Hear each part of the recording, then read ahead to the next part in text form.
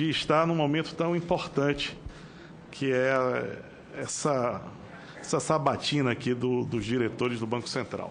A princípio, eu também fico assim um pouco estupefato, né? Ver que a gente está mudando a diretoria toda, né? Isso já me causa um pouco de problema, porque eu acho que uma instituição pública, ela precisaria ter um nível de... que esses mandatos tivessem algum nível de... continuidade. Não poderia, de repente, a gente fazer uma mudança de 100% da diretoria, como está sendo provocado aqui. Eu acho isso um certo risco institucional, já que o caminho, né, e a missão é criar estabilidade no país, estabilidade na moeda, solidez do sistema financeiro. Uma troca de 100% da diretoria não leva o mercado a olhar, pelo menos com o meu olhar, né, com a minha visão, eu acho que o mercado começa a entender que há uma manipulação política, né, na indicação dos diretores. E o que eu queria dizer é que a gente tem tido uma mudança muito grande no olhar e na percepção da população brasileira. E por isso que eu primeiro quero parabenizar os currículos, né, que de Vossas Senhorias, são currículos que realmente engrandecem o local onde vocês passaram e, com certeza, chegando ao Banco Central, acho que poderão contribuir muito para a missão do Banco Central. Mas esse novo olhar da sociedade brasileira fez outro dia eu ver uma pesquisa onde os brasileiros hoje sabem mais o nome dos ministros do Supremo do que dos jogadores da seleção brasileira.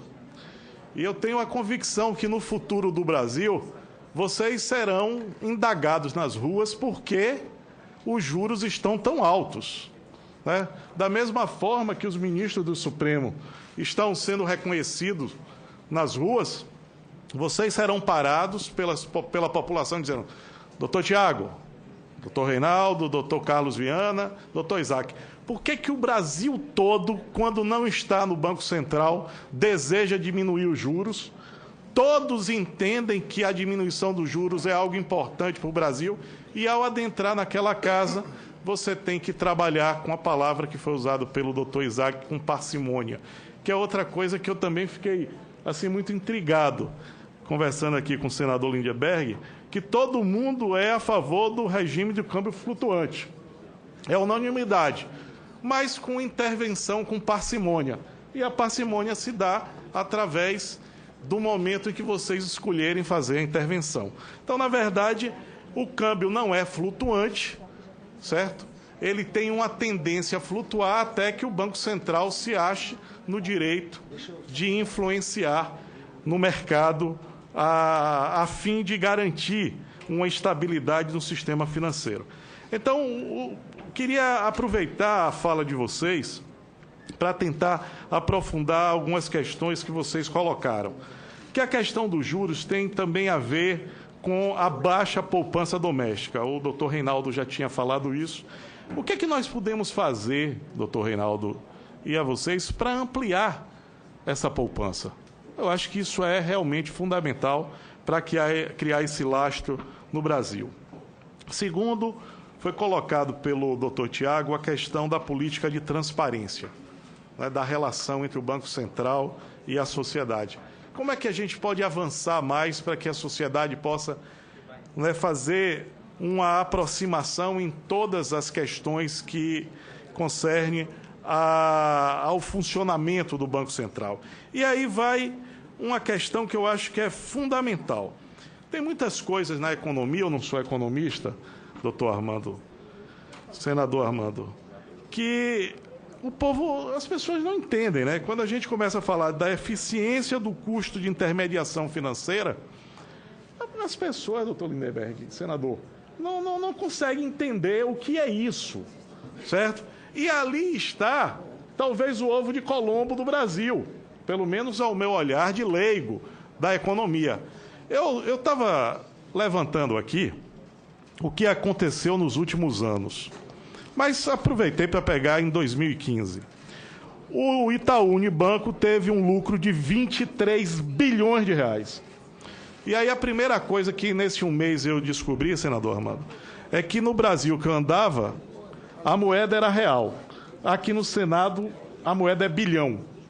Então, já foi uma grande diferença que eu senti nesse patamar. Aí depois vem o Bradesco, 17 bilhões de reais, senador Flecha.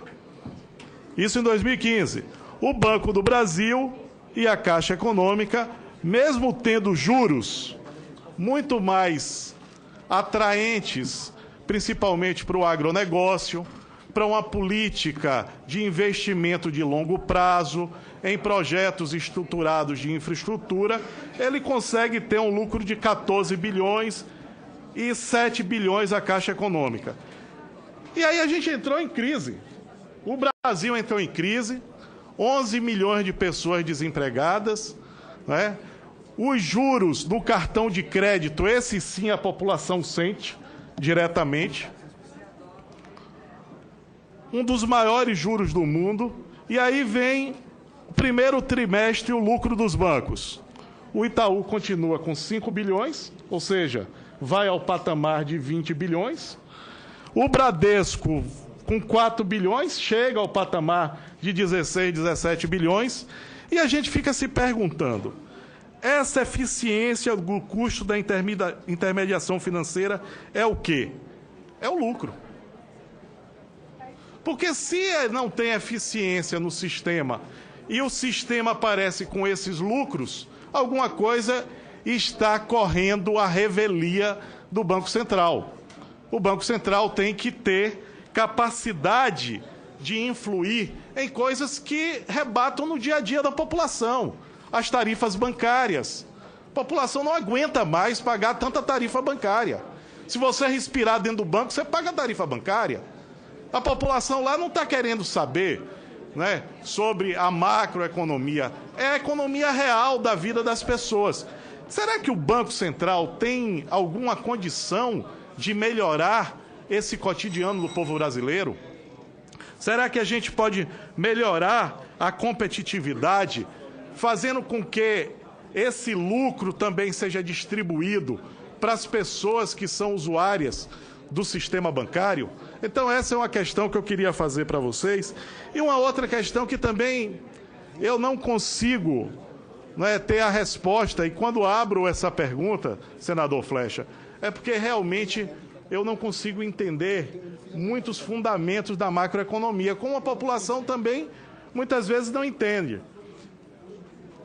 No começo da década, né, 2000, mais ou menos, 2003, a gente falava de uma reserva cambial que flutuava aí entre 15, 35, chegávamos a 50 bilhões. Hoje nós temos uma reserva cambial de 370 bilhões. Isso pode ajudar o Brasil ou é simplesmente propaganda do Banco Central?